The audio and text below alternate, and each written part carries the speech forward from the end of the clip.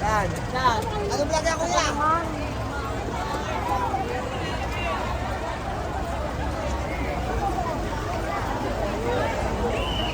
Sabi na tigasing ako. Ibasa ko kulitan mo.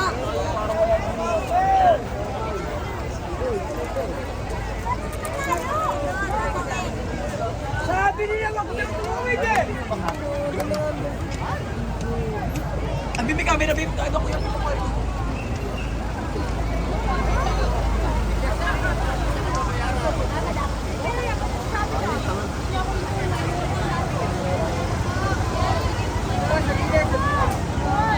ito, malawag dito.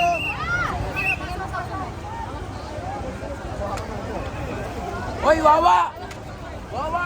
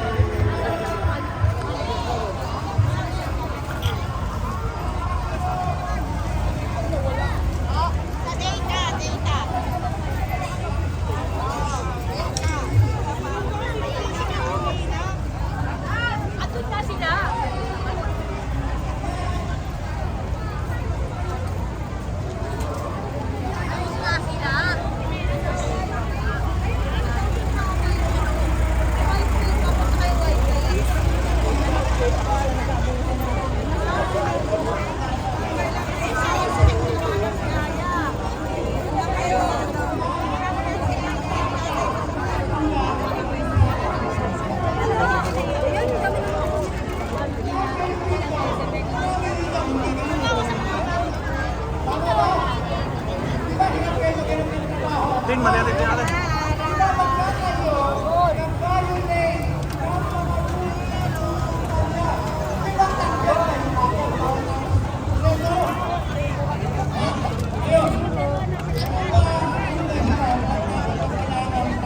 Ano mag-iwasan sa banda?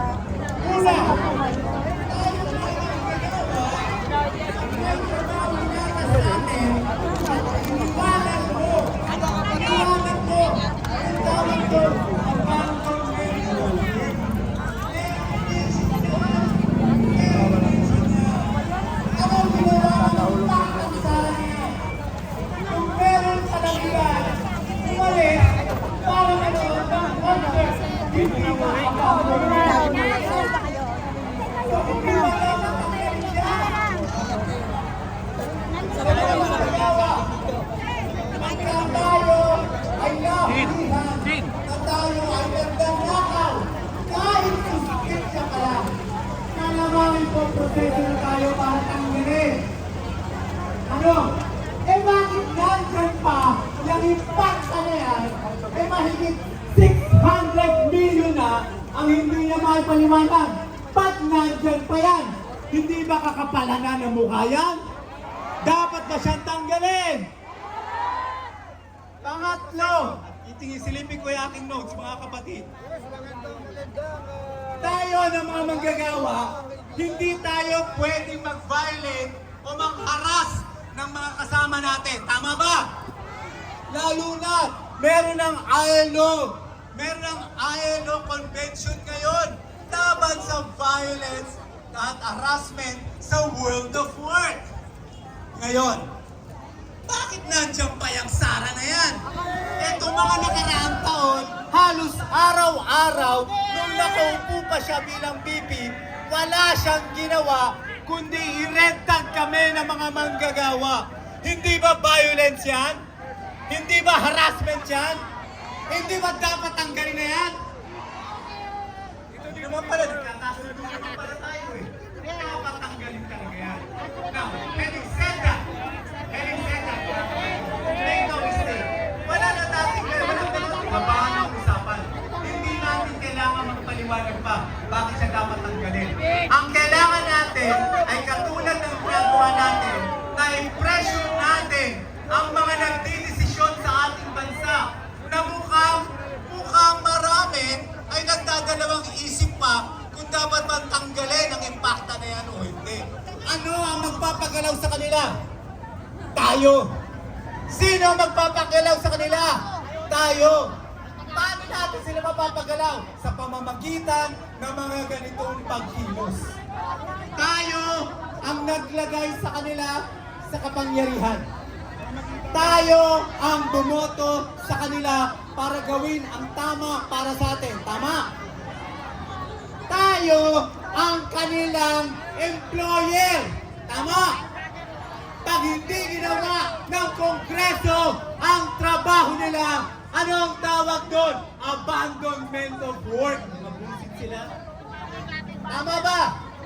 Kaya paalala natin, wala nang atrasan. Panahon na para tanggalin si Sara. Subalit hayaan nyo magpaliwanag. Magsalita ako ng isang paalala lang mga kapatid. Isang paalala lang. Tama, tanggalin natin si Sara. Tama, wala na tayong dapat pang pagdebatihan. Tama, dapat kumilos ang Kongreso agad-agad. Bago matapos ang kanilang termino, kaya nila yan kung gugustuhin nila. Yung Maharlika Fund nga natapos nila nang wala man lang maayos na proseso. Pati nila kayang gawin ito. Tama yan. Subalit isang paalala lang mga kapatid, isang bahagi lang to ng trabaho natin.